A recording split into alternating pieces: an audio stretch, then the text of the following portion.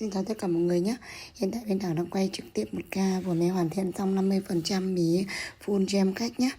Với tình trạng mí ban đầu của bạn ấy là mắt bị sụp mí hoàn toàn này. Đấy, mỡ và da thừa rất là nhiều nhé. Đây là sau khi qua bên Thảo thực hiện cắt mí full này, nếp mí phượng rất là đẹp và tự nhiên nhé.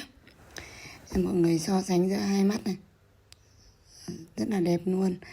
Mí này sau khi vào form sẽ rất là đẹp nhé. Mình có quay 50% để cho mọi người nhìn kỹ hơn này. Nếp mí full này. Bên mình làm cam kết với mọi người là không to này, không trợn này, phù hợp với size mí của người Việt Nam nhé. Mình quay trực tiếp cận cảnh cho mọi người xem. Để mọi người muốn làm dịch vụ cho bên Thảo thì inbox, mình đã để lại số điện thoại rồi nha.